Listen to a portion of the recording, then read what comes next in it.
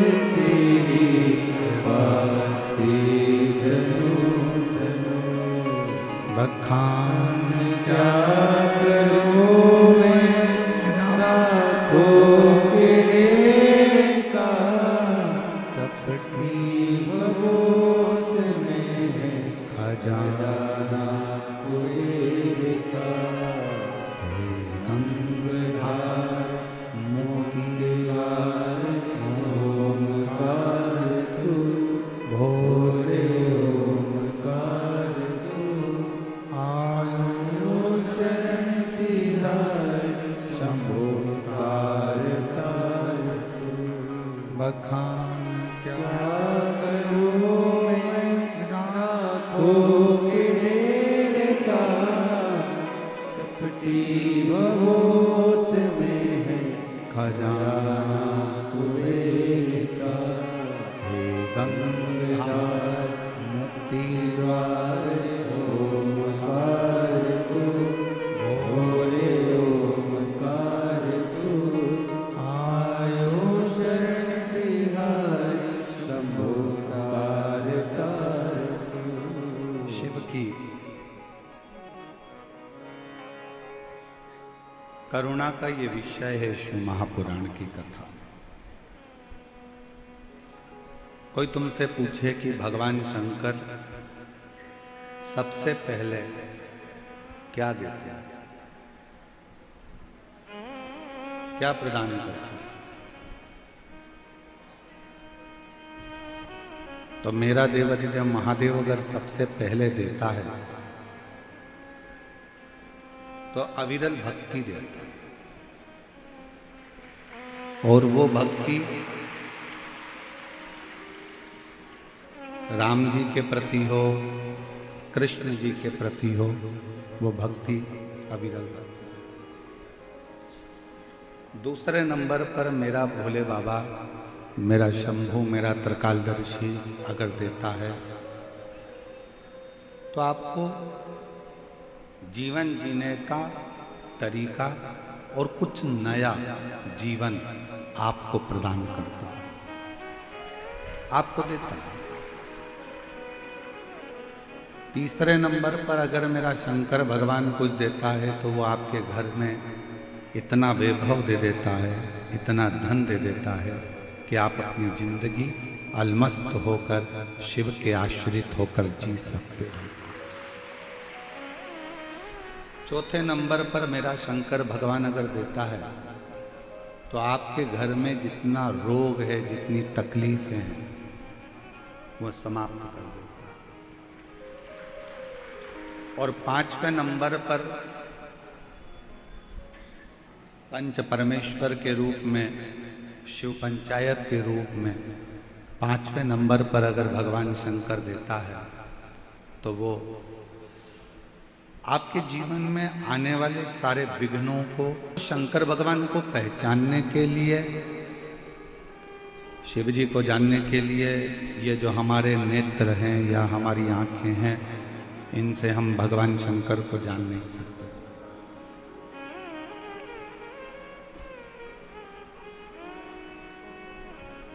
बहुत सूक्ष्म अगर कोई चीज होती है उसको देखने के लिए दूरबीन लगाना पड़ता है।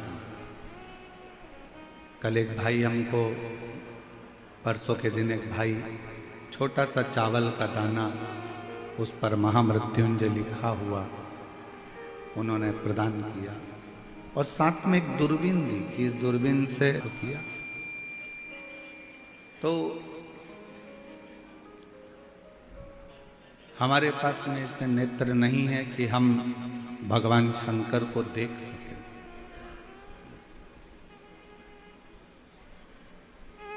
हमारे पास में ऐसी आंखें नहीं है कि हम भगवान शिव को पहचान सकें। नेत्र देगा वो उसको पहचानने के लिए, आंखें देगा वो उसको देखने के लिए। एक प्रसंग आता है रेणु भगत का। दक्षिण का रहने वाला है, रेणु और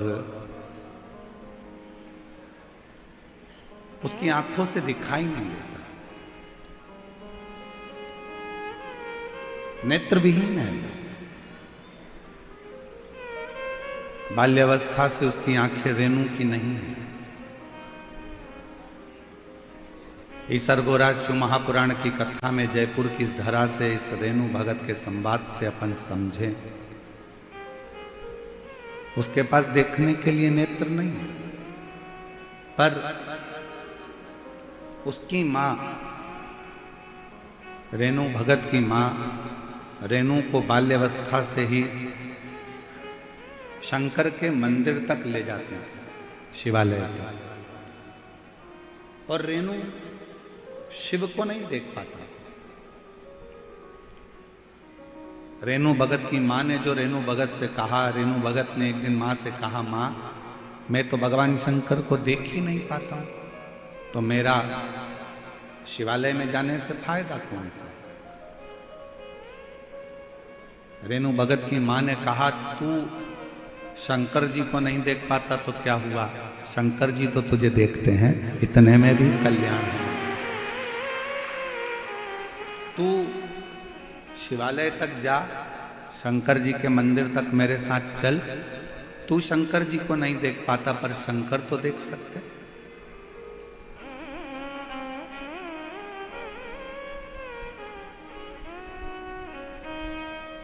और देख लिया संसार हमने देख लिया, सब मतलब के यार हमने देख लिया।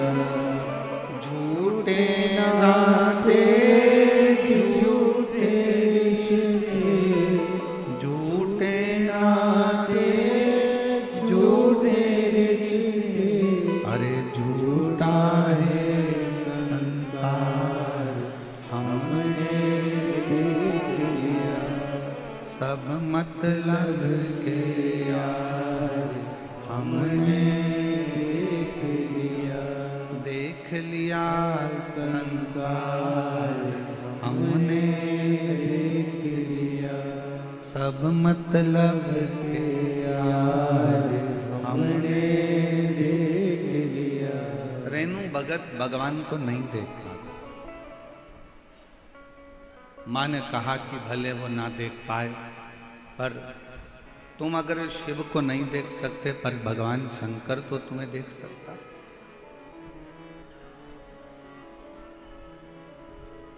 वो तो दिख रहा है। शिव ना भी देखे, आप ना भी देखोगे तो चल जाएगा, पर भगवान की दृष्टि हम पर पड़ना चाहिए। भगवान की दृष्टि अगर हम पर पड़ गई तो बस उतना बहुत है। और कृपा की ना हो जो आदत तुम्हारी, तो सोनी ही रहती अदालत तुम्हारी। गरीबों के दिल, भगवान करुणा नहीं करता, कृपा नहीं करता, तो ईमानदारी से बोलो, आज का पढ़ा लिखा जमाना है, सब एजुकेटेड हैं, सब पढ़ते हैं, हमने भी पढ़ाई करी, आपने भी पढ़ाई करी। अगर भगवान आपकी झोली में कुछ नहीं देता तो आप ये लाखों की संख्या में के जयपुर के विद्याधर नगर स्टेडियम में आते।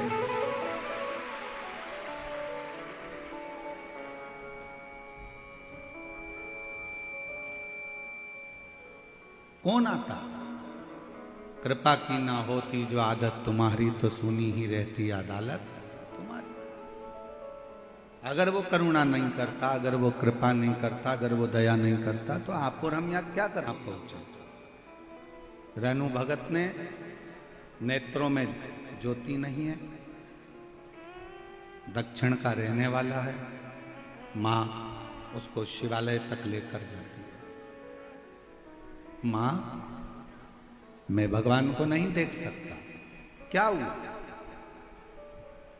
कई माताएं रोडों पर बैठी हुई हैं, कई माताएं पेड़ों के नीचे बैठी हुई हैं, कई माताएं डिवाइडर पर बैठी हैं, कई माताएं गाड़ियों में बैठी हैं।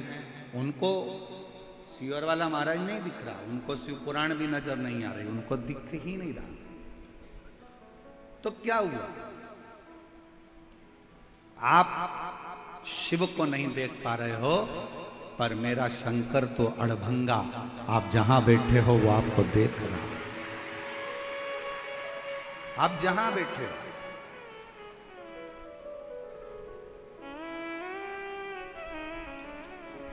ये पंडाल, सारे पंडाल जितने भी हैं वो रात को 12 बजे पूरी तरह से फुल हो चुके थे। रोड के जितने डिवाइडर हैं, जितने किनारे हैं, वो सुबह 3 बजे तक पूरे फुल हो चुके थे। और जितनी आसपास की रोडें हैं, जितनी आसपास का क्षेत्र है, वो सुबह 6 बजे तक फुल हो चुके थे। और अभी भी शिव भक्तों के ऑटो और गाड़ियां पूरे 12-15 किलोमीटर दूर तक ढेर लगी हुई है। जहां देखोगे वहां शिव ही शिव नजर। आप किसी और से मिलने के लिए नहीं आए,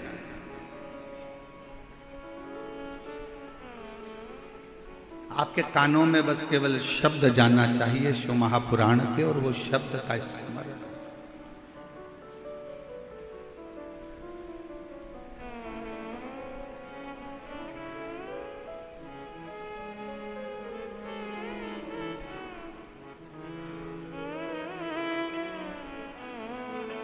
शब्द पहुंचा आपके कानों में और आप सतर्क हो गए कि अब मुझे विश्वास है कि मेरा शंकर मेरे करीब है। आज भारत सरकार भी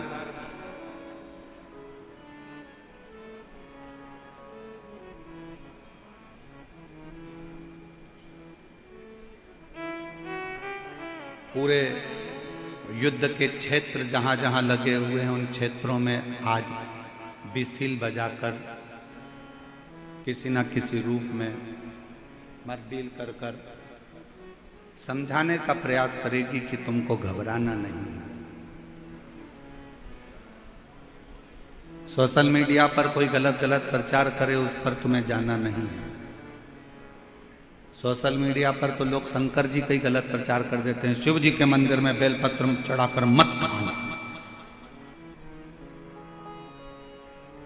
कई लोग रोज प्रदोष आता है, हर प्रदोष पे तुम्हें डरा देते हैं। प्रदोष पे ये चढ़ा दिया, पहले ही शब्द रहता है, गूगल पे सर्च करोगे तो ये करोगे तो ऐसा हो जाएगा।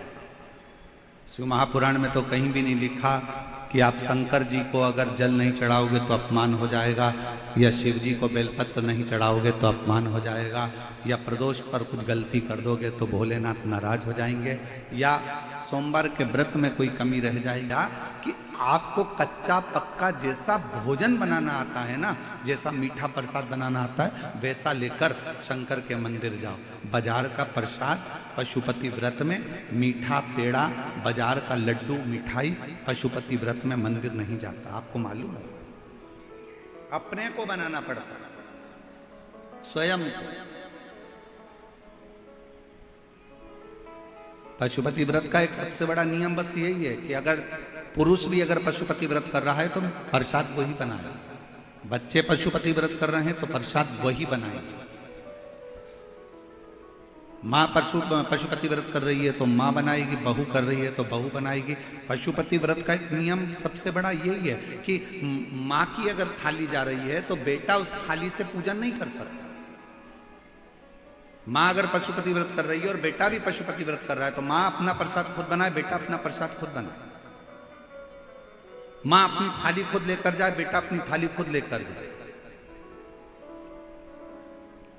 दादी भी कर रही है और पोती भी कर रही है तो दादी अपनी थाली ले जाए, दादी अपना प्रसाद बनाए, पोती अपना प्रसाद बनाए, पोती अपनी थाली लेकर जाए। पति अपनी थाली लेकर जाए, पत्नी अपनी थाली लेकर जाए। पशुपति व्रत स्वतः करना पड़ता है, स्वयं। सोशल मीडिया पर बहुत डराएंगे आपको कि ऐसा हो गया वैसा हो गया। वहम में नहीं पड़िएगा, व्यर्थ की बातों में नहीं जाइएगा। जो शासन प्रशासन आपको गाइडलाइन दे, जो सरकार आपको बताए उसके अनुकूल चलिए, उसके अनुकूल।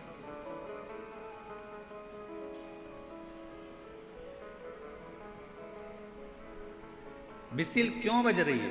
बिसिल बजाने का कारण केवल इतना है कि आपको समझाया जाए कि ऐसा होता है। उसी तरह आपको शिव नजर नहीं आ रहे हैं, आपको कथा का पंडाल नजर नहीं आ रहा है, आपको शिव महापुराण की पोथी नजर नहीं आ रही है, पर आप जहां बैठे हो और भगवान शंकर की कथा को जहां बैठकर सुन रहे हो, आप भले शिव को ना देख पाए, पर हमारी शिव महापुराण की कथा ये कहती है कि मेरा शंकर आपको जरूर देख रहा होगा, आपकी झोली जरूर।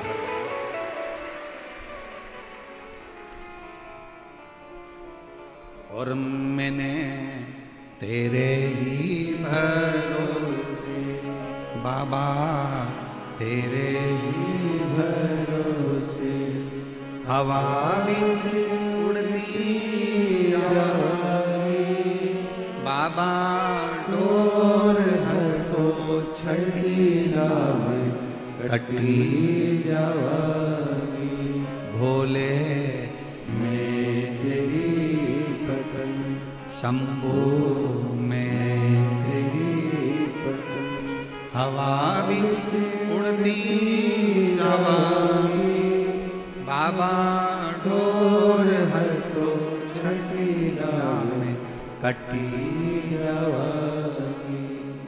वो हमको देखे, रहनु मंदिर जाना चालू कर दिया।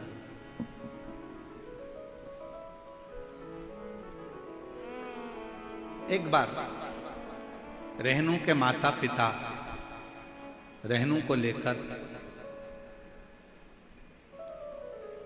मल्लिकार्जुन का दर्शन करने के लिए गए। श्री शैलम पर्वत, जहां पर भगवान शंकर और पार्वती दोनों विराजमान हैं, मल्लिकार्जुन की भूमि। बोल मल्लिकार्जुन भगवान की।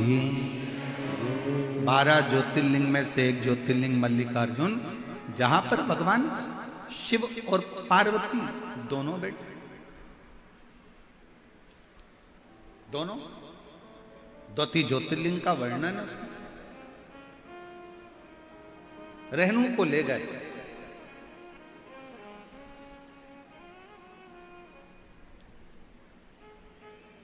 एक स्थान पर रेणु को बिठाया माता पिता ने और कहा, बेटा हम तुम्हारे लिए थोड़ा सा सामग्री लेकर आते हैं, प्रसाद लेकर आते हैं, थोड़ा जल पीने का लेकर आते हैं, तुम्हारे को चिंता करने की जरूरत चाहिए कभी जिंदगी में।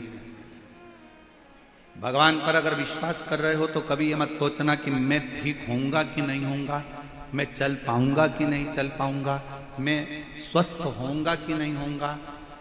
जो व्यक्ति के शरीर में गांठ आ जाती है, कहीं चेस्ट में गठान आ गई, कहीं बच्चादानी में गठान आ गई, कहीं पेट में गठान आ गई, कहीं शरीर में गठान आ गई, और डॉक्टर को दिखाने जांचन में आ जाती है कि गांठ हो गई, डॉक्टर ना जाने क्या बता देगा, कहीं मुझे बड़ा रोग ना बता दे, कहीं मुझे कैंसर ना बता दे, कहीं मुझे थायराइड की गठान ना बता दे, कहीं मुझे ये ना बता दे। रात दिन सोचती रहती है, रात दिन। मतलब तुझे भगवान पर भरोसा ही नहीं,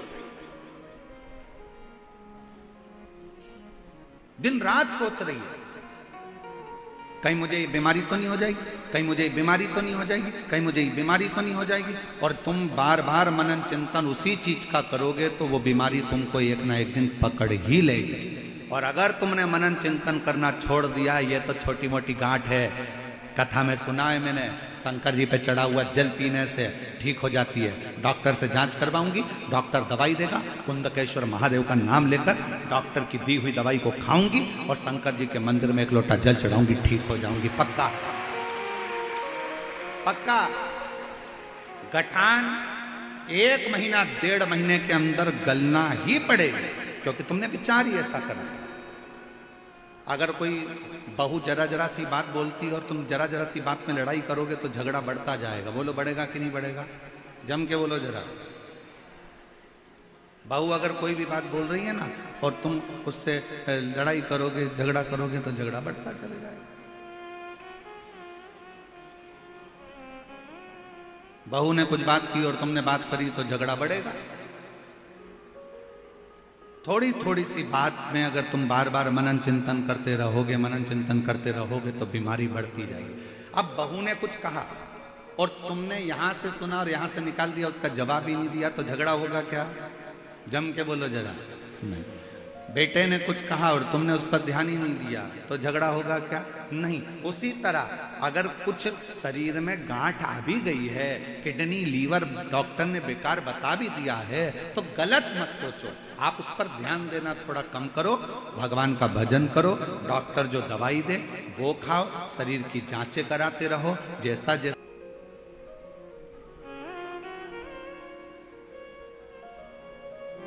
छोटा सा बच्चा,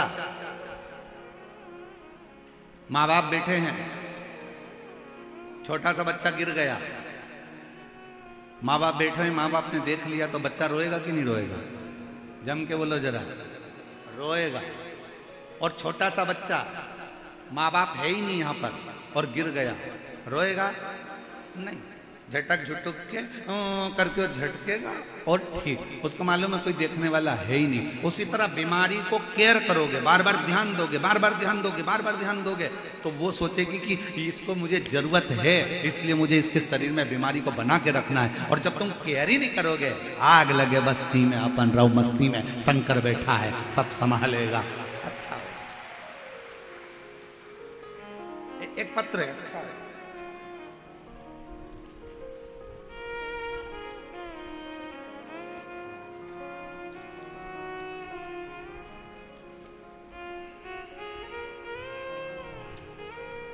मेरा नाम रेखा सैनी, मेरे पति का नाम पारस सैनी है। मैं विद्याधर नगर के मुरलीपुरा की रहने वाली हूँ। मेरा नाम रेखा सैनी, पति का नाम पारस सैनी, मैं विद्याधर नगर के मुरलीपुरा की रहने वाली हूँ। मैं भोले बाबा की शक्तियों का वर्णन कैसे करूं? मेरा बेटा है जो आज 8 साल का हो गया। मेरा बेटा 8 साल का हो गया, जो बचपन चैनल पर भी चल रहा है, आप लोग पढ़ सकते हैं। मेरा बेटा है जो 8 साल का हो गया, जो बचपन से चल नहीं पाता था, ना ही पूरी तरह से बोल पाता था। हमने बड़े बड़े डॉक्टरों को दिखाया, बहुत इलाज करवाया, पर कोई फर्क नहीं पड़ा। गुरुजी, डॉक्टर ने तो मना भी कर दिया कि ये ना चल पाएगा और ना बोल पाएगा। डॉक्टर ने ऐसा बोला कि ये ऐसा ही रहेगा जैसा अभी की स्थिति में है, पलंग पर ही पड़ा रहेगा, पलंग से उठ नहीं पाएगा। 8 साल का बेटा हो गया गुरुदेव, पलंग से उठता नहीं। हम लोगों ने हार मान ली, पर मेरी माँ ने कहा कि वो सीहोर गए और सीहोर वाला गुरुजी कि उस कुबरेश्वर धाम पर जा, वहां से रुद्राक्ष लेकर आ।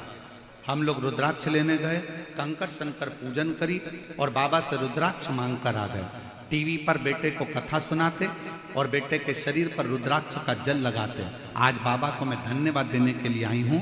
जो बेटा मेरा 8 साल तक उठ नहीं पाया, बोल नहीं पाया, आज बाबा की कृपा से वो अपना काम भी करता है और थोड़ा बोलता भी है। मैं बाबा को धन्यवाद देने के लिए, आज मेरा बेटा, उसकी आवाज भी खुली, बोलना भी चालू करा और आज अब वो खुद अपना काम कर लेता है, खुद अपना काम करने लगा। ये शिव है, ये शंकर है। कहीं बैठे हो तो बेलपत्र लेने के लिए आए।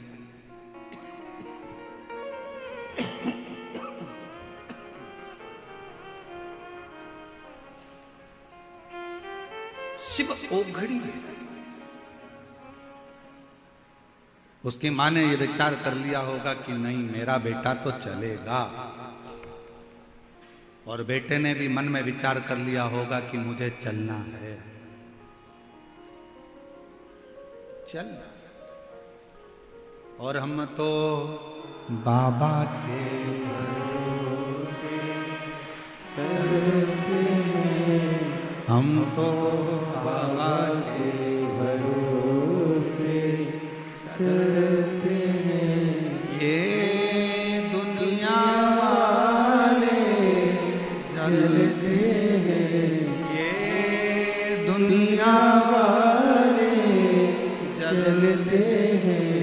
हम तो बाबा के भरोसे चलते हैं, हम तो बाबा के भरोसे चलते हैं, डमरू वाले के भरोसे चलते हैं, काशी वाले के भरोसे चलते हैं, सीहोर वाले के भरोसे चलते हैं, हम तो बाबा के भरोसे चलते हैं। हम शिव के प्रति आश्रित हैं।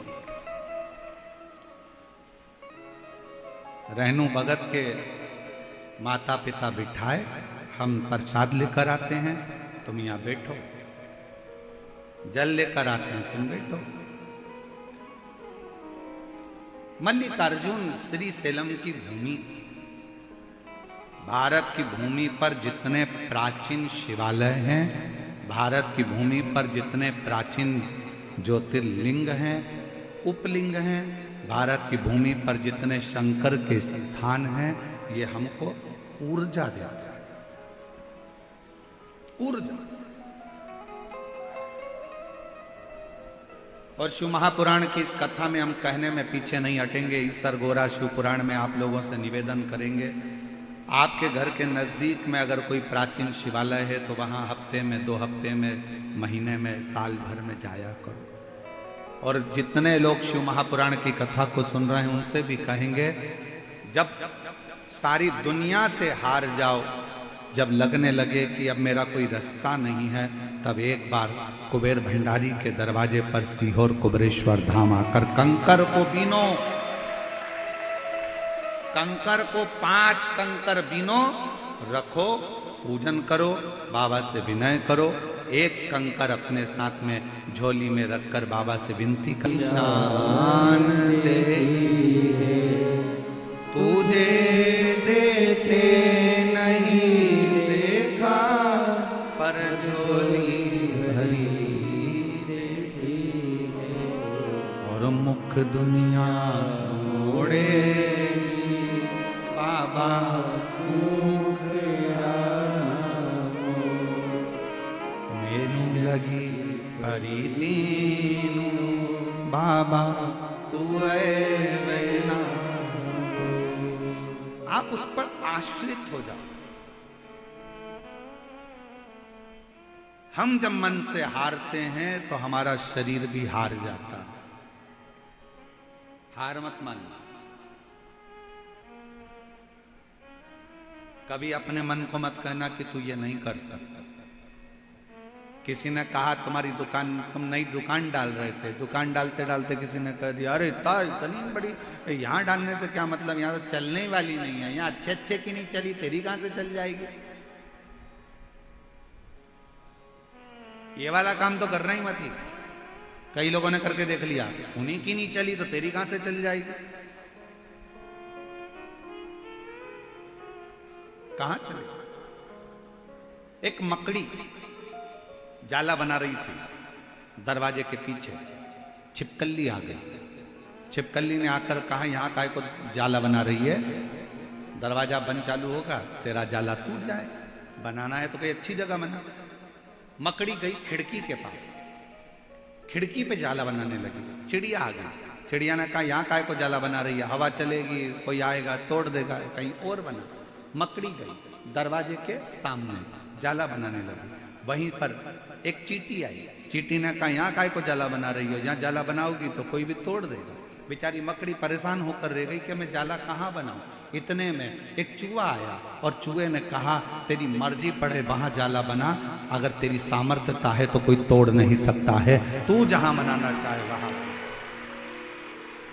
दुनिया का काम है आपको डराना, वहां जाना मती, ऐसा हो जाएगा वैसा हो जाएगा, क्यों ऐसा कर रहे हो, तुम्हारे बस का नहीं है, तुम ये दुकान नहीं डाल सकते, तुम ये काम नहीं कर सकते, तुम ये ऐसा नहीं कर सकते, तू सीए क्लियर नहीं कर सकता, तेरा सरकारी जॉब नहीं लग सकता, तू ये नहीं बन सकता। क्यों हारे। एक लड़के का पत्र देखिए,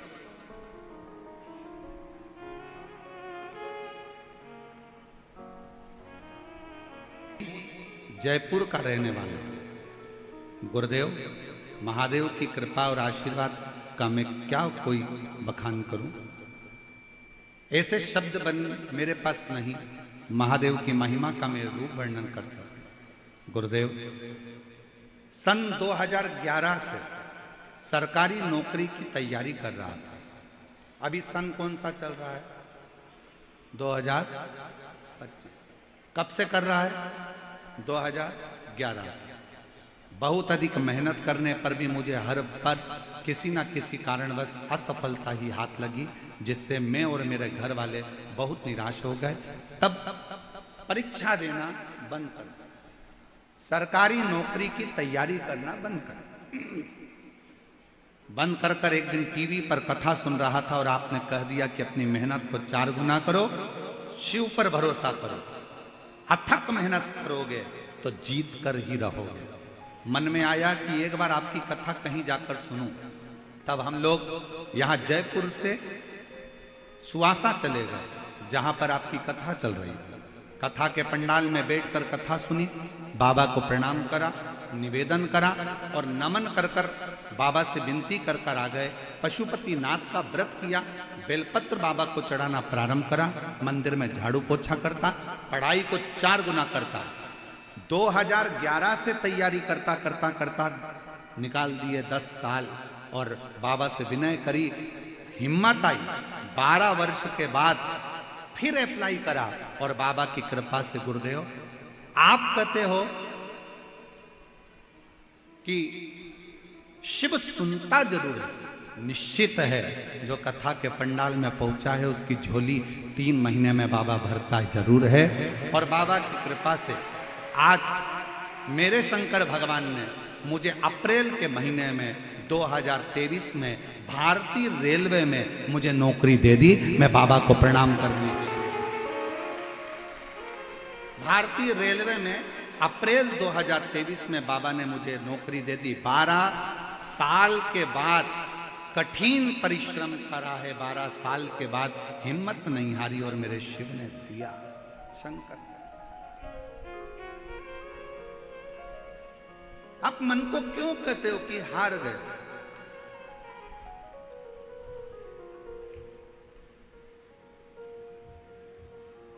कौन कहता है कि आप डॉक्टर नहीं बन सकते? कौन कहता है कि आप कलेक्टर नहीं बन सकते? कौन कहता है कि आप एसपी नहीं बन सकते? कौन कहता है कि आप डीएसपी नहीं बन सकते? कौन कहता है कि आप कोई अच्छा पद प्रतिष्ठा प्राप्त नहीं कर सकते? आप में ऊर्जा है, आप सब कुछ कर सकते। अच्छी एजुकेशन, विद्याध्ययन, अपनी लगन, अपनी मेहनत, रात दिन का संघर्ष आपको आपकी मंजिल तक भेजेगा। और शंकर जी पर करा हुआ भरोसा आपको हाथ पकड़कर भगवान शिव मंजिल तक पहुंचा। कोई कहे कि मैं चल नहीं सकता, डॉक्टर ने कहा है कि ये चलेगा नहीं, डॉक्टर ने कहा है ये कोमा में पड़ा रहेगा, डॉक्टर ने कह दिया कि ये ऐसा ही रहेगा, इसका उठना कठिन है। आप हृदय से अगर ठान लिए, हेडफोन लगाओ, बाबा की कथा का रस तत्व ग्रहण करो, भगवान से प्रार्थना करो, प्रतिदिन शंकर पर चढ़ा हुआ जल उस बीमार व्यक्ति के शरीर पर लगाओ, 2 बूंद उसके मुख में दो और विनती करो, मेरा शंकर ऐसा हो ही नहीं सकता कि नहीं दे। अकाल मृत्यु वो मरे जो काम करे चंडाल का, और काल उसका क्या बिगाड़े जो भक्त हो महा। शिव की आराधना आपके मन को बल देती है, ऊर्जा देती है।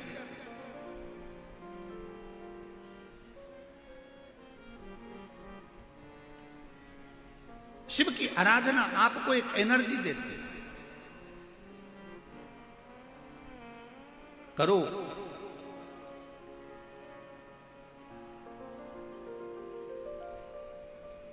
एक बहुत बड़ी बीमारी हो गई है लोगों को, बहुत बड़ी बीमारी। उस बीमारी से छुटकारा नहीं मिल रहा है पूरी दुनिया के लोगों को। क्या पता वो बीमारी लोगों को कब तक लगी रहेगी। सबको लग गई। बेटा पढ़ाई कर ले, मम्मी कल से कर लूंगा, बिल्कुल इतनी जान झोंक दूंगा कि मैं क्लियर कर लूंगा। बेटा ये काम कर ले, मम्मी कल कर लूंगा। दुकान खोल ले, पंडित जी ने कल का मुहूर्त दिया और कल से पहले निपट गया तो कल का फैक्ट्री का मुहूर्त कल का। भगवान राम जी का राज्याभिषेक कल होने वाला था, रात में ही 14 वर्ष के लिए बन जाना पड़ा। कल किसने देखा? किस कल की बात करते हैं? दुनिया के नवयुवक बेटा बेटी, नवयुवक लड़के लड़कियों को ये रोग लग गया, ये बीमारी लग गई है। मम्मी कल, बस कल, बस कल। शिव महापुराण की कथा में शंकर भगवान पार्वती से कहते हैं कल कभी नहीं आता, आज जो कर लिया वो कल पलट देता है। जो आज कर लिया वो कल। मैं पढ़ाई करूंगा कल से, मैं टाइम टेबल बनाऊंगा कल से, मैं उठूंगा सुबह मॉर्निंग वॉक करने जाऊंगा कल से, मैं मॉर्निंग वॉक करने जाऊंगा कल से, डॉक्टर को दिखाऊंगा कल, ये काम करूंगा कल, वो काम करूंगा कल।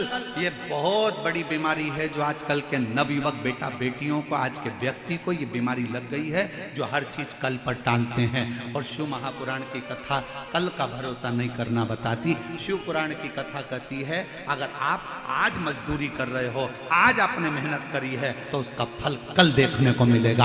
आप आज से चालू करो, आज से करो ना। पर हम मम्मी कल मैं घर साफ करूंगी, और घर साफ करने बैठी थी और मामा जी आके बैठ गए तो, रिश्तेदार आकर बैठ गए तो कौन सा घर साफ कर लेगी, कौन सा काम कर लेगी? मम्मी कल मैं ये काम करूंगी। कल नहीं, काल करे सो। ये तो पुरानी कहावत है, कितनी सुंदर है। काल करे सो आज कर, आज करे सो अब पल में प्रलय हो जाएगा। शिव नाम जपेगा तू आज कल। मैं कल कथा में जाऊंगी और मंच से घोषणा हो गई कि कल कथा ही नहीं होगी। इंतजार, कल जाऊंगी। और बैठी थी चौथे दिन की कथा में जाऊंगी और कथा पूरी होते सी घोषणा हो गई कि कथा कल कैंसिल। आदि डिप्रेशन में पड़ गई, लो हो गया कल गया। और बैठो कल के चक्कर में। इसलिए कल का कोई इंतजार नहीं। क्या इंतजार करना? कल से मैं अपनी सास के पांव पड़ूंगी, और सास नहीं पड़ गई तो फोटो क्या? कल किसने देखा? ये बहुत बड़ी बीमारी है, बहुत। ये बीमारी कब छूटेगी लोगों की? पढ़ाई करना है आज से कर, संघर्ष करना आज से कर, कोचिंग करना है आज से कर, एग्जाम देना है आज से दे, इंटरव्यू की तैयारी करना है आज से कर, कंपटीशन एग्जाम के लिए फॉर्म भरना है आज भर। कल का कोई मुहूर्त नहीं। कोई कितना भी कह दे कि कल का मुहूर्त अच्छा है, आज से बढ़कर कोई दुनिया का मुहूर्त अच्छा नहीं हो सकता। लोग इंतजार करते हैं, आखा तीज आएगी ना तब मैं मट्टी के घड़े पर खरबूजा रख के, सत्तू रख के दान करूंगी। और आखा तीज के पहले निपट गई तो मालूम पड़े वो मटकी तेरी शमशान में बंधी। क्या करें? इंतजार करते हैं बस।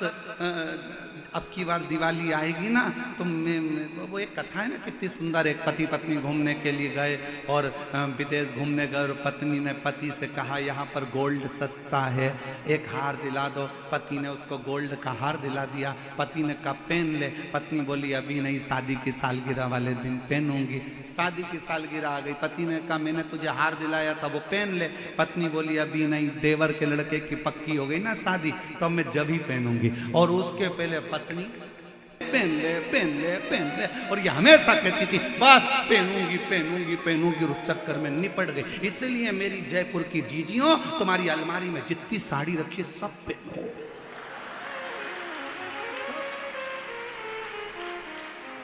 क्या भरोसा है, क्या भरोसा। अब तुमने तो घड़ी बना बना के अलमारी में रख दी। कभी कभी दिवाली पे वो नीचे गिरती है, साड़ियां भी कहती है कब पहनेगी, पहन ले पहन ले। और मालूम पड़े पहन नहीं पाई और उसके पहले निपट गई। ऊपर जाती जाती यमराज से बोली once more. Yamraj once more, एक बार वापिस छोड़। यमराज पूछा क्यों? नीले कलर की नी पहनी, उसमें अभी पीको लगवाई थी मैंने, उसकी चोली सिलवाई थी, उसकी फाल लगवाई थी, वो ऐसी कैसी धरी की धरी रह गई। इतने में यमराज बोला फालतू बात मत कर, लीलाबाई चल रही कि तू धर के चल। वो यमराज से क्या बेड़े उससे, चल।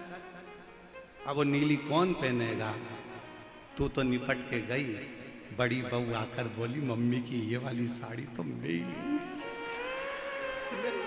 और जोड़ जोड़ के रखती जा, मत पहन मत पहन। इसलिए आज से नियम बना लो अपनी अलमारी में, जितनी साड़ी एक से बढ़कर है, शादी वाला चुन्नी बेस भी निकालो, कब पहनोगे? खूब अलमस्त होकर ईसर गोरा जी का मूर्ति का दर्शन करो। मेरी गोरा महारानी 16 श्रृंगार में दिखती है। हम ऐसा सब पहनेंगे तो लोग क्या कहेंगे? अरे दुनिया के लोगों को जान दो, दुनिया के लोगों का क्या पड़ा है?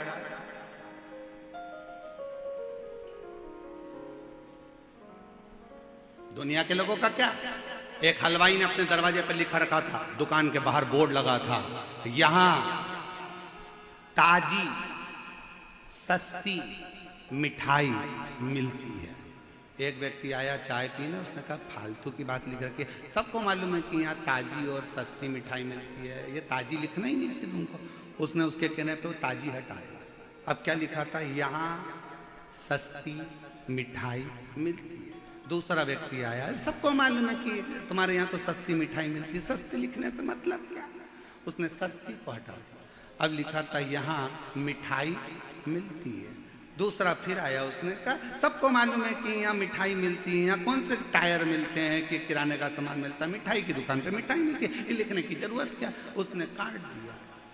अब केवल मिठाई हटा दी, लिखता यहाँ मिलती है।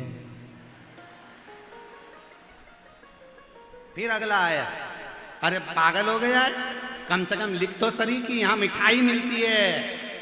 उसने सिर घुमाकर कहा गजब की दुनिया है, ये जीने नहीं दे सकती। पहले खुद ही मना करती है और फिर खुद ही चालू करती है। ये जीने नहीं दे सकती, इसको समझना चाहिए। दुनिया है, जीने नहीं दे सकती। आप अपनी मस्ती में जियो।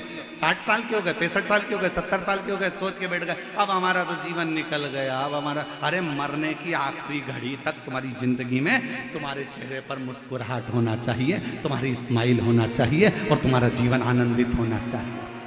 आग लगे बस्ती में अपन रहो।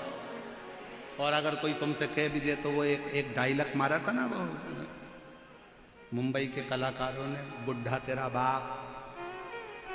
अभी कोई अपन बुजुर्ग है, शिव को पाने की कोई उम्र नहीं है, शंकर को पाने की कोई अवस्था नहीं, शिव को पाने की कोई उम्र नहीं।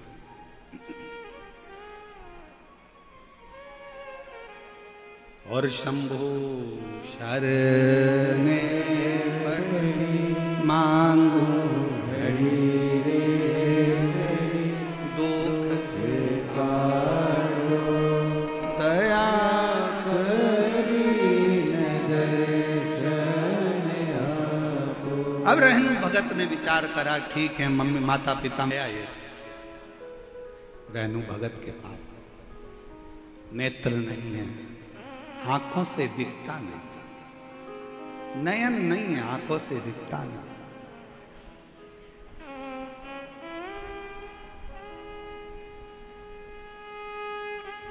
नेत्र विहीन है, देख नहीं सकता।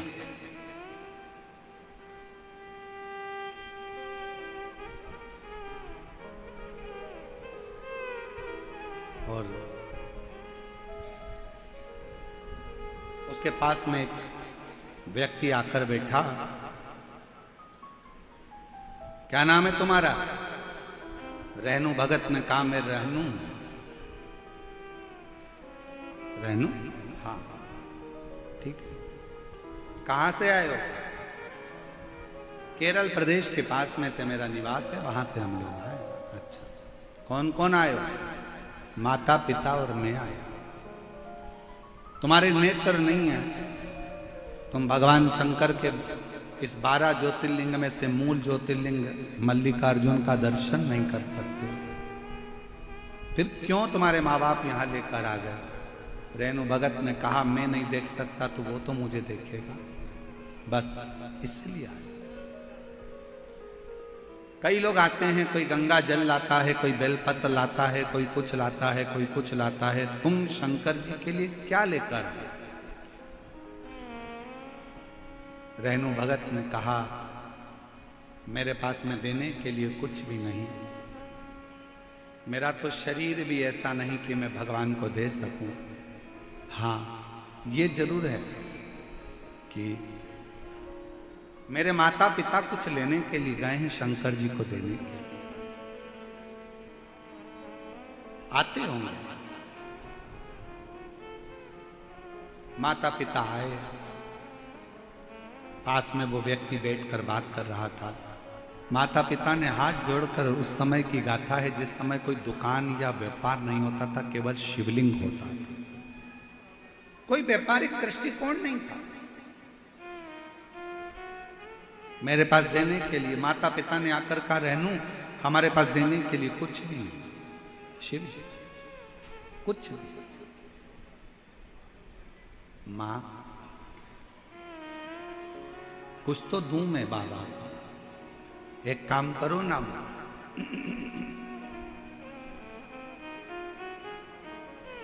आपके पास देने के लिए कुछ नहीं है और मेरी आंखें नहीं है, मुझको शिव को ही ना दे दो, शंकर पर। जगत गुरु शंकराचार्य जी की एक कथा आती है कि जगत गुरु शंकराचार्य जी अपनी माता कपड़े धोने के लिए जलाशय में गई थी और जगत गुरु शंकराचार्य जी पानी में चले गए और पानी में जाकर जगत गुरु शंकराचार्य जी ने चिल्लाना चालू करा, मां मुझे मगर ने पकड़ लिया, छोड़ता नहीं है, छोड़ता नहीं। अब क्या करूं मैं आती हूं तुझे बचाने के लिए। शंकर कहते हैं कि आज से मैं आपका बेटा नहीं, आज से मैं शंकर का बेटा, शिव का। जगत गुरु शंकराचार्य जी ने बाल्यावस्था में अपनी मां से कहा, मां ने हाथ में जल लिया, मां जल्दी से तू संकल्प छोड़ जिससे मुझे ये मगर छोड़ देगा। और मां ने हाथ में जल लेकर कह दिया, आज से मेरा बेटा शंकर का बेटा है, शिव का बेटा है। और जल छोड़ते से जगत गुरु शंकराचार्य जी बाहर निकल कर आए। 4-5 वर्ष की अवस्था थी। गुरुदेव शंकर भगवान की ओर हाथ जोड़कर मां कहने लगी, चल अपन घर चले। बेटा कहता है, मां तूने तो मुझे शंकर को दे दिया, अब कहां मैं तेरे घर जाऊंगा, कहां? वो बात रेणु भगत को स्मरण में थी। जब तुम्हारे बेटे की शादी नहीं हो रही हो, तुम्हारी बेटी की शादी नहीं हो रही हो, जब तुम्हारा सब कुछ बर्बाद सा हो गया हो और कुछ भी तुम्हारा नहीं बचा हो, उस समय तुम नानी बाई के मायरे का स्मरण करना। नानी बाई के मायरे में लिखा है, नरसिंह मेहता घर से निकल गए थे, उनके पास में कुछ नहीं था, पत्नी थी, नानी बाई बेटी थी, बेटा था श्यामलदास, केवल इसके सिवाय कुछ नहीं। बेटी, बेटा, पत्नी और नरसिंह मेहता, केवल 4 लोग थे। कहां जाते? शंकर जी के मंदिर में जाकर नरसिंह मेहता की पत्नी ने और नरसिंह जी ने कह दिया था, हम हाथ में जल लेकर कहते हैं, आज से हमारा कोई नहीं है, अब हम आपके पुत्र हैं, आपकी पुत्री हैं, आपको संभालना है। झूठे नाते झूठे रिश्ते, झूठे नाते झूठे रिश्ते, अरे झूठा है संसार हमने देख लिया। बेटे की शादी नहीं हो रही है, शंकर जी को दे दो, आज से तुम्हारा बेटा है, मेरा बेटा नहीं है। मैं नहीं कहूंगी कि ये मेरा बेटा, तुम्हारा है। बेटी की शादी नहीं हो रही है, तुम्हारा है। फैक्ट्री नहीं चल रही, हमारी है ही नहीं, हम तो नौकर है, तुम्हारी है। दुकान नहीं चल रही, शिव को सेठ बनाओ, अपन नौकर बन जाओ, तुम्हारी है, अब तुम चला। तेरे भरोसे के लिए कुछ नहीं है। रहनू ने कहा कि मुझे शिव को दे दो, मुझे शिव, हमारा कुछ है ही नहीं।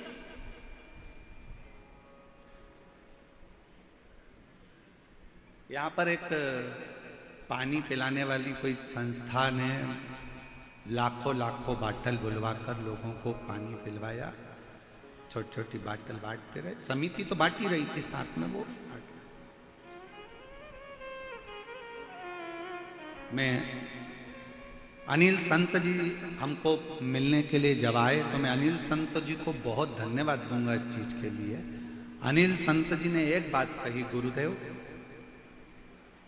हमने कहा कि जयपुर के लोग शिव भक्तों को पानी वगैरह पिला रहे हैं, तो अनिल संत जी ने जो शब्द कहा, मैं अनिल संत जी को इसके लिए धन्यवाद देता। अनिल संत जी बोले कि गुरुदेव हमारा जयपुर का एक एक बच्चा और हमारे जयपुर का एक एक व्यापारी और हमारे जयपुर का चाहे छोटा व्यक्ति हो बड़ा व्यक्ति हो, जिससे जितनी सेवा बन रही है वो दिल और जान लगाकर सेवा कर रहा है। मैं अनिल संत जी को इसके लिए धन्यवाद दूंगा, बहुत बहुत साधुवाद दूंगा इसका। हर व्यक्ति सेवा में लगा, हर व्यक्ति।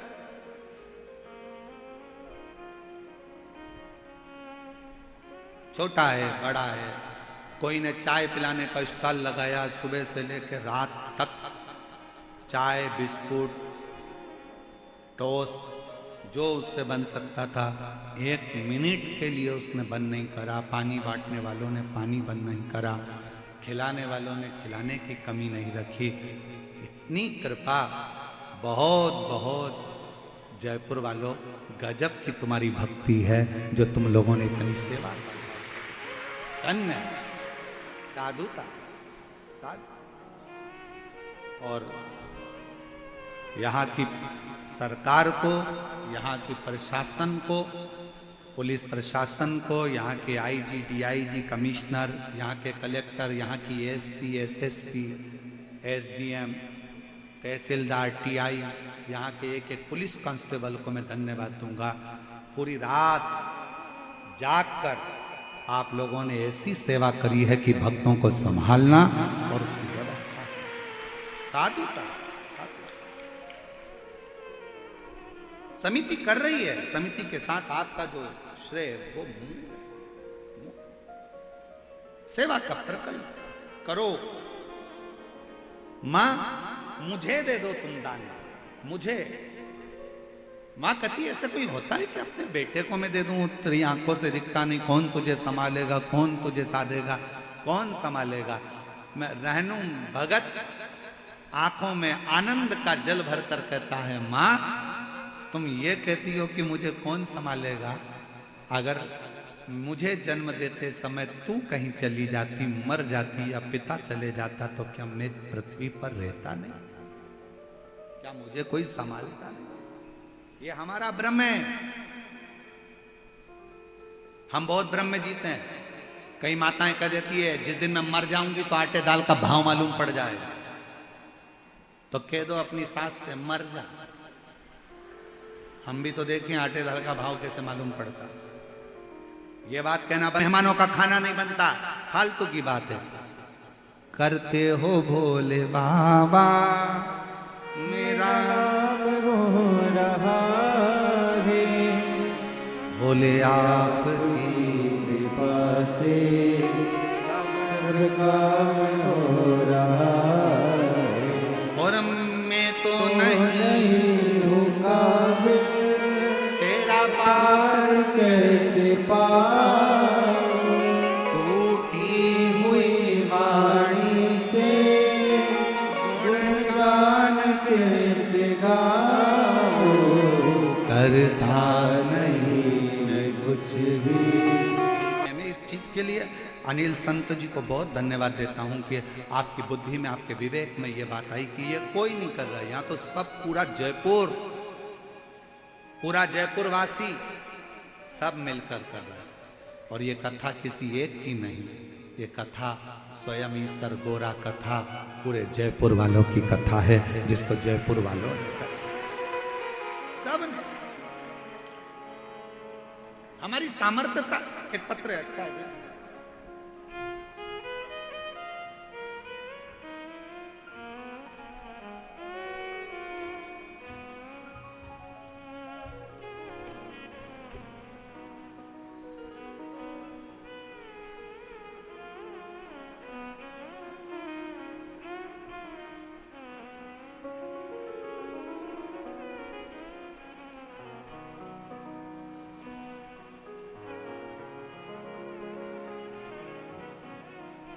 एक पत्र अच्छा भेजा है किसी ने,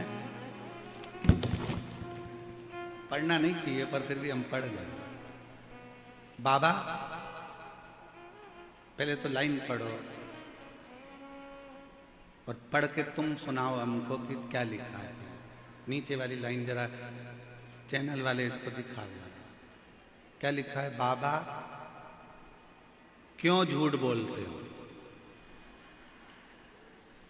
भक्तों को अपने से दूर क्यों करते हो। पत्र है, किसी ने लिखा है, प्रवीण गोस्वामी चूरू राजस्थान से। आप कल कथा में बोले कि आप कुछ नहीं करते, मेरा हाथ मत रखवा, पर गुरुदेव मेरी जिंदगी तो आपने ही बदली है। गुरुदेव आपसे मिला पुष्कर में, आप मेरे को हाथ रखकर कहा क्यों चिंता करता है, भोले पर भरोसा रख, रो मत, अगली कथा में मिलेगा। और बाबा ने मेरी सरकारी नौकरी लगवा दी रेलवे में। मैं बाबा को फालतू की बात, व्यर्थ की बात है साफ। शंभू अगला पत्र देखिए। राम प्रकाश शर्मा, मेरी धर्मपत्नी श्रीमती, क्या लिखा है, श्रीमती दिव्या, श्रीमती दिव्या शर्मा, पता है भावली मथुरा उत्तर प्रदेश। बाबा की असीम कृपा का वर्णन है गुरुदेव। मैं उत्तर प्रदेश के जिला मथुरा में रहने वाली हूं गुरुदेव। हमारे यहाँ 16 वर्ष से संतान नहीं थी, 16 वर्ष से संतान का सुख नहीं था। मुझे कोई संतान नहीं थी, लेकिन कोई बाबा की कोई कृपा, स्मरण, क्या वर्णन करूं गुरुदेव।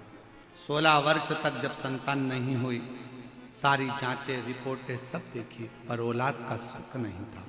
तब कोसी में आपकी कथा हुई 2023 में। किसी ने कहा कि पंडाल में बैठकर जो मांगते हैं वो बाबा देता है। हमने भी सोचा कि हम भी जरा मथुरा से कोसी जाएं। हम कोसी चले गए और कोसी कला छाता में आपकी कथा सुनी। वहाँ मेरी बुआ का घर था, वहाँ बैठकर हमने कथा का रसतत्व ग्रहण करा और बाबा से विनती करी कि ऐसी कृपा करना बाबा कि एक पत्र मेरा भी व्यासपीठ पर पहुँचे। और बाबा की कृपा से 16 साल के बाद मेरे घर में औलाद की प्राप्ति हुई। 16 वर्ष फोटो लगा रही हूं बच्चे, हमको विश्वास नहीं था। एक पत्र और बड़ा सुंदर है, देखिए। मेरा नाम राधा, मेरे पति का नाम श्री राधे श्याम है। मैं हिंडौन करौली राजस्थान से आई हूं। मेरी भाभी को 13 वर्ष हो गए थे, संतान का सुख नहीं था। सारे हॉस्पिटलों में दिखाया, कोई लाभ नहीं हुआ। किसी ने कहा कि आप पशुपति व्रत करो। मेरी भाभी ने पशुपति व्रत किया, आंकड़े की जड़ वाला प्रयोग भी किया, परंतु लाभ नहीं मिला। हम टीवी पर रोज आपकी कथा सुनते हैं। आपसे आपने कहा था कि पंडाल में कथा सुनने पर जो मांगा जाता है। 2024 को मेरे भाभी के घर में संतान 13 साल के बाद हो गई। मैं बाबा को प्रणाम करता हूं। शिव तत्व किसको कहते, शंकर की अविरल भक्ति किसको कहते, आपका विश्वास। मां तुम मुझे दान में दे दो, कौन देखेगा तुझे, कौन संभालेगा। हम तो बाबा के भरोसे, कौन संभालेगा तुझको, कौन, तेरी आंखें नहीं है, कौन तुझे देखेगा, तेरी आंख नहीं है, कौन तुझे संभालेगा, कौन तुझे जानेगा, कौन तेरा स्मरण करेगा, कौन तुझे जानेगा। नहीं भाई, शिव कथा कहती है जिसने जन्म दिया है उसने सब दिया है। जन्म से पहले माँ के स्तनों में दूध देता है कि तू खा नहीं सकता, तेरा पेट भर दिया जाएगा। ऊपर से तू कमाकर धन लेकर नहीं आता, नीचे तेरे माँ बाप तुझे धन देते हैं, घर देते हैं, पाल पोस कर बड़ा करते हैं, उन्नति करते हैं। सब कुछ तेरे जन्म से पहले माँ के गर्भ में जब आया, तेरी संपूर्ण व्यवस्था देवाधिदेव महादेव ने कर दी और चिंता करने की जरूरत नहीं है। जन्म भी वही निभाता है और मरण भी वही निभाता है। तू उसके आश्रित, उसके आश्रित थे।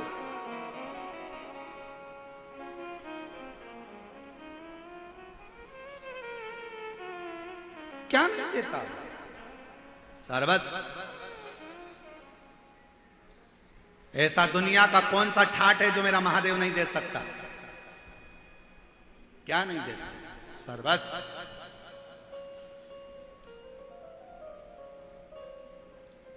तू क्यों चिंता कर? मां मुझे दे दे मल्लिकार्जुन को। रेणु भगत को मां ने हाथ में संकल्प लेकर रोती हुई मां अपने बेटे की जिद के आगे हार गई। रेणु को दे दिया मल्लिकार्जुन को। बाहर बैठा रहता, लोग उसको नेत्रों से विहीन जानकर भीख देकर चले गए। उसको भिखारी समझ, भिक्षुक, उसको भिखारी समझ रहा, भिक्षुक समझ रहा, भिखारी।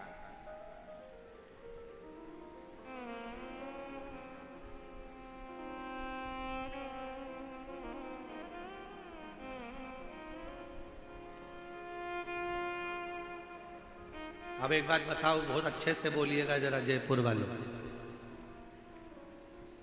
किसी का बेटा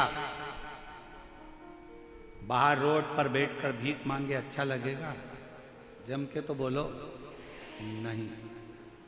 मां ने रेणु को किसको दिया? जम के बोलो, शंकर भगवान को, मल्लिकार्जुन को। रेणु किसका बेटा हो गया? शिव का। बुरा किसको लगेगा? रेणु की आंख नहीं थी, लोग उसको भिखारी समझ रहे थे। थोड़ी भिक्षा डालकर चले गए, अन्न का भाग डालकर चले गए। रेणु को नहीं मालूम कि कोई मेरे सामने भिक्षा डालकर जा रहा है। वो तो शिवनाम में जुड़ा हुआ था, शिवनाम में लगा हुआ था। शंकर भगवान को लगा कि मेरे बेटे को लोग भिखारी समझे। एक बार जो शंकर पर जल चढ़ाना चालू कर देता है, एक बार शंकर की कथा सुनना चालू कर देता है, एक बार शिव महापुराण की कथा में जिसका दिल लग जाता है, जो शंकर का श्री शिवाय नमस्तुभ्यम का उच्चारण करने लगता है, जो शंकर का अनुमोदन करने लगता है, शंकर कहते हैं वो मेरी औलाद है। और लोग उसको भिखारी समझे, ये मुझे अच्छा नहीं लगता, मैं उसको करोड़पति बनाकर रखता हूं, मैं उसको भिक्षुक नहीं रहने देता, मैं उसको भिखारी नहीं रहने देता। वो मेरा है, उसका दर्द, उसकी तकलीफ, उसका कष्ट मेरा है। आज मल्लिकार्जुन ने कहा कि सुनो पार्वती, मंदिर से बाहर निकलो, एक सुंदर सन्यासन का वेश धरो और इस बालक का परवरिश तुम करो। पार्वती जी कहती है मैंने षडानंद कार्तिकेय की परवरिश करी, गणेश की परवरिश करी, 6 कन्याओं की परवरिश करी, आप कहते हो इनकी भी? हाँ, ये हमारी औलाद है, पर इसके तो नेत्र नहीं है। शिव कहते हैं उसकी शक्ति और भक्ति में वो बल है कि एक ना एक दिन उसके नेत्र जरूर आएंगे। तुम जाओ। पार्वती जी उसकी सेवा में लग गई, पुत्र की तरह स्नेह करती। एक दिन पार्वती जी ने कहा, पुत्र शिव के लिए 1 लोटा जल भर कर लाओ। माँ मेरे नेत्र नहीं, मैं कहाँ जाऊंगा, कहाँ से जल लाऊंगा? माँ ने आज्ञा दी। बेटे ने कहा, माँ फिर बोली, बेटा नेत्र नहीं तो क्या हुआ, तुम जाओ तो, जल भरने के लिए जाओ तो। बेटा आस लेकर रेणु भगत शिव की स्तुति करता हुआ, शंकर का नाम लेता हुआ चल दिया। एक बार जोरदार ताली बजाओ। जो बच्चा 8 साल तक पलंग पर पड़ा रहा, जो बच्चा बोल नहीं पाया 8 साल तक, डॉक्टरों ने कह दिया था ये कभी उठेगा नहीं, कभी चलेगा नहीं और कभी बोलेगा नहीं, आज बाबा की कृपा से 8 साल का बेटा चलता हुआ यहाँ आया है। जोरदार ताली बजाकर साधु का की भक्ति इसी को कहते हैं। 8 साल तक पलंग पर पड़ा रहा, डॉक्टरों ने कह दिया था, देखो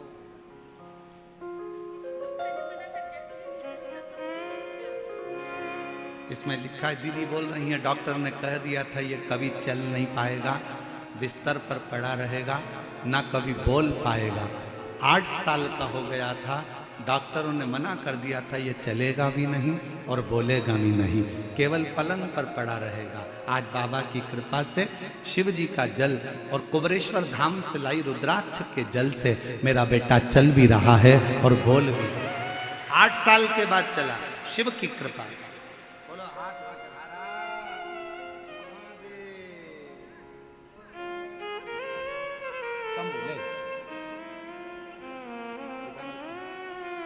इसमें बैठ के प्रणाम करो बाबा, करो प्रणाम करो।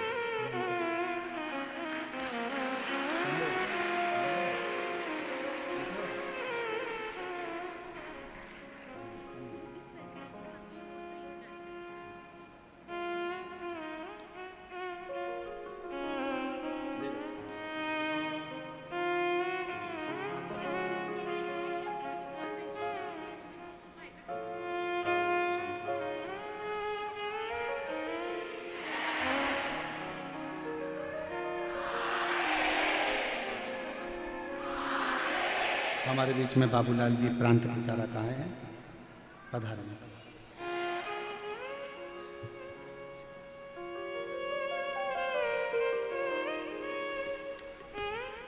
रिश्ता तेरा मेरा सबसे प्यारा, रिश्ता तेरा मेरा सबसे प्यारा, तू मेरा बाबा मैं हूँ तेरा लाला, मैं हूँ तेरा लाला, तू मेरा बाबा मैं हूँ तेरा लाला, मैं हूँ तेरा लाला, तू मेरा बाबा मैं हूँ तेरा लाला, मैं हूँ तेरा लाला।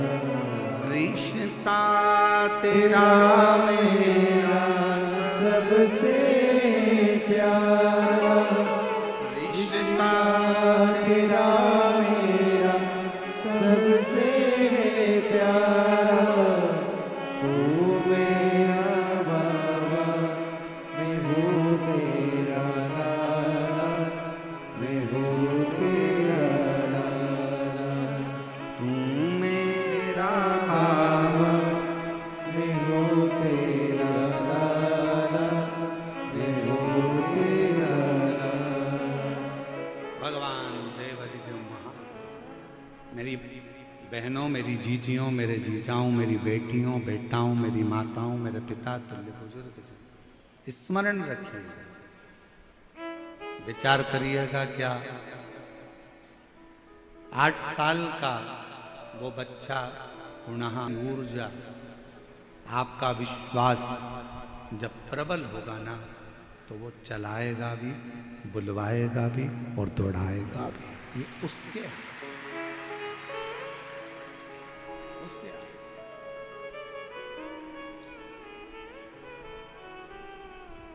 और जो वो कर सकता है,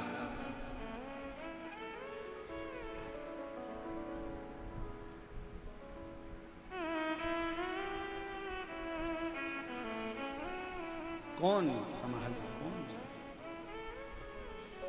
उसके आश्रित होकर चलो। इसलिए निवेदन, शिवाय शिवाय शिवाय, ओम नमः शिवाय, शिवाय शिवाय शिवाय, ओम नमः शिवाय। बोलो शिवाय शिवाय शिवाय, ओम नमः शिवाय। कथा सुनने के बाद मेरे चैनल को लाइक और सब्सक्राइब करना ना भूलें। हर हर महादेव।